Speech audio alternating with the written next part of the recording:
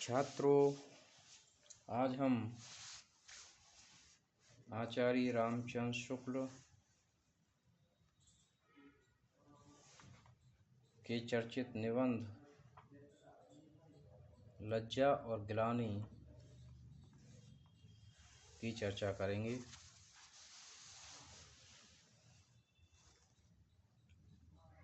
यह अत्यंत महत्वपूर्ण निबंध है।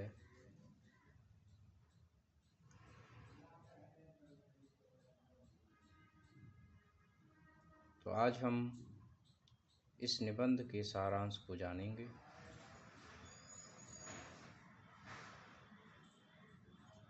आचार्य रामचंद्र शुक्ल हिंदी साहित्य के मूर्धन साहित्यकार रहे हैं। आपने हिंदी साहित्य का इतिहास, आलोचना तथा निबंध आदि क्षेत्रों में विशेष रूप से लेखनी चलाई है। आचार्य शुक्ल जी के लिए निबंध के क्षेत्र में विशेष महारत हासिल हुई है। आपने भाव, मनोविकार तथा मनोविश्लेषण प्रधान निबंध लिखे हैं, जो चिंतामणि में संग्रहित हैं। मनोविकार संबंधी निबंधों में आपको विशेष सफलता प्राप्त हुई है। क्रोध, घृणा, उत्साह, श्रद्धा और भक्ति, मित्रता,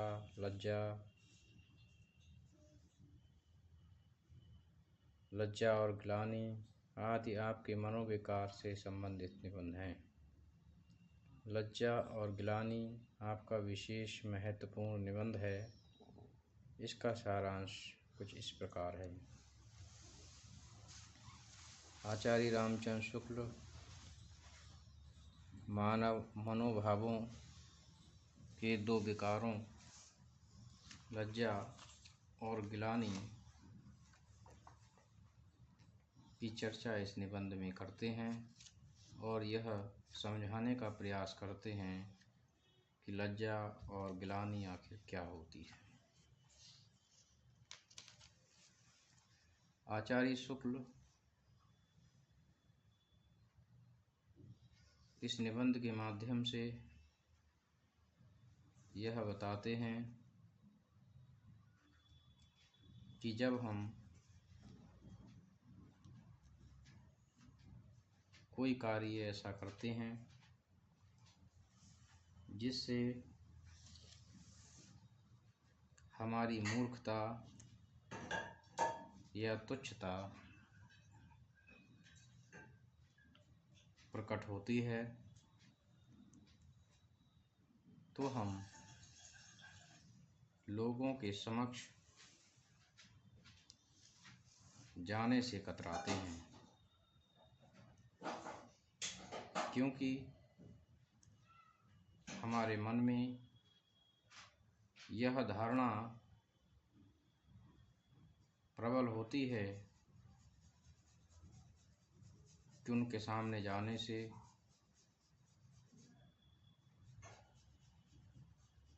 निश्चित रूप से हमारा उपहास होगा या खिल्ली उड़ाई जाएगी। इसलिए उनके सामने जाने से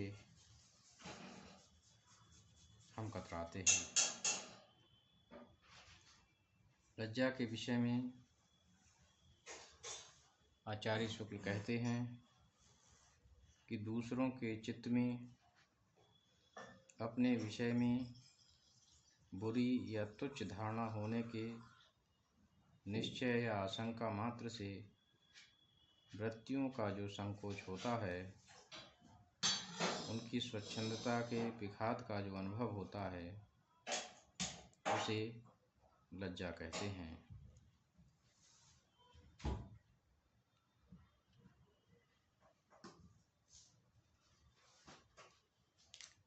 लज्जा के विषय में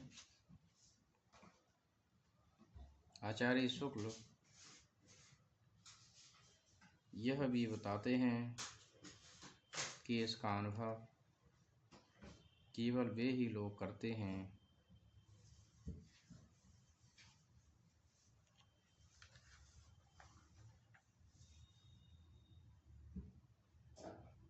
जिनका अंतःकरण निर्मल एवं कोमल होता है, जो उच्च विचारों के व्यक्ति होते हैं, परंतु दुर्भाग्यवश कुछ ऐसा घटित हो जाता है जिस कारण से उनकी तुच्छता प्रकट होती है,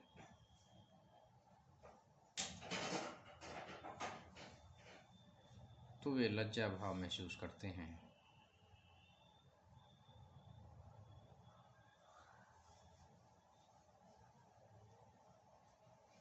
आप 3 मनोविकारों लज्जा, ग्लानि तथा भय के लिए सत,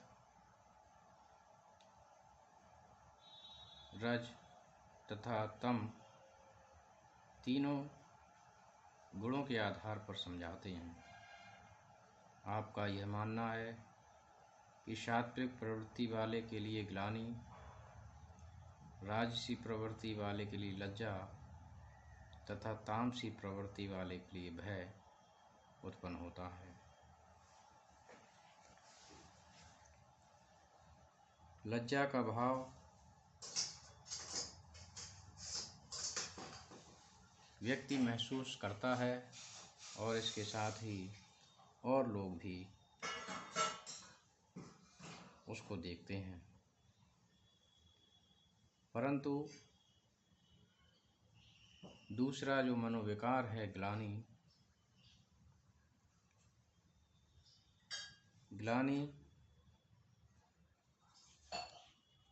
उसका अनुभव केवल व्यक्ति स्वयं ही करता है।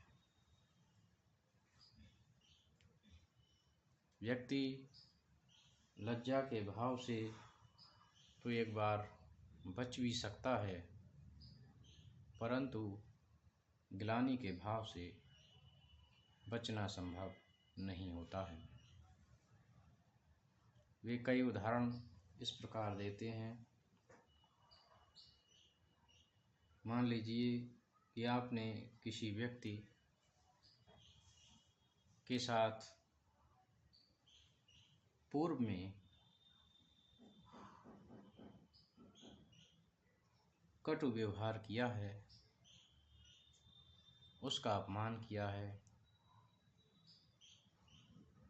उसका अनादर किया है,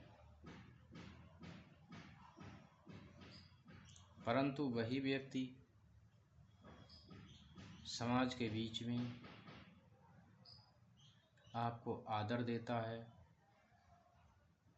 आपका सम्मान करता है, तो निश्चित रूप से आप ग्लानि से भर जाएंगे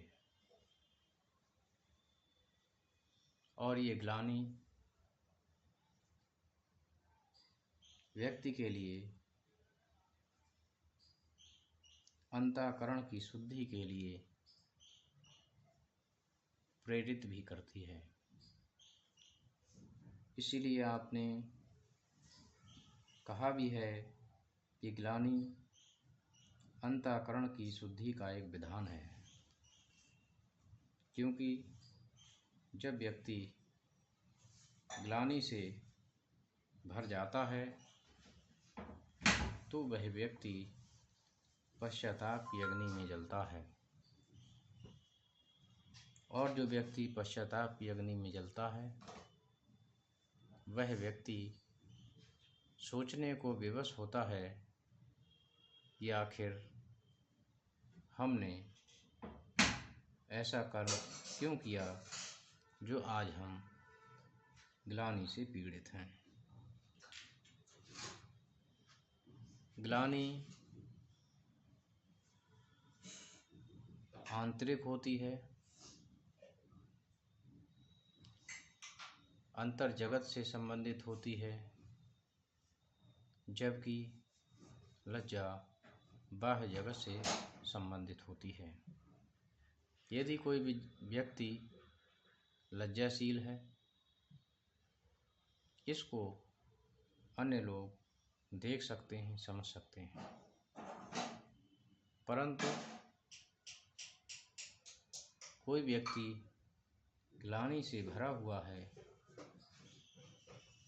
इसको केवल वही व्यक्ति समझ सकता है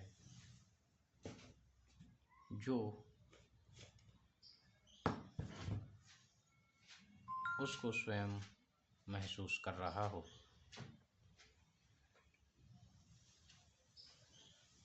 तो आचार्य शुक्ल ने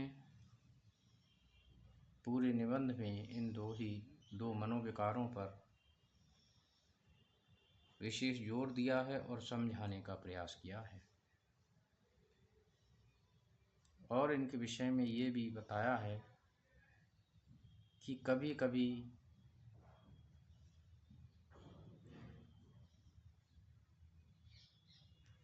संगति के कारण भी व्यक्ति को लज्जित होना पड़ता है। जैसे यदि आपका कोई मित्र दुर्गुणी है, कुमारगामी है,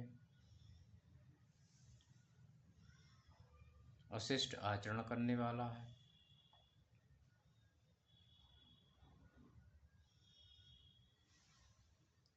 तो उसके कारण आपको भी कहीं ना कहीं लज्जित होना पड़ सकता है। तो इसलिए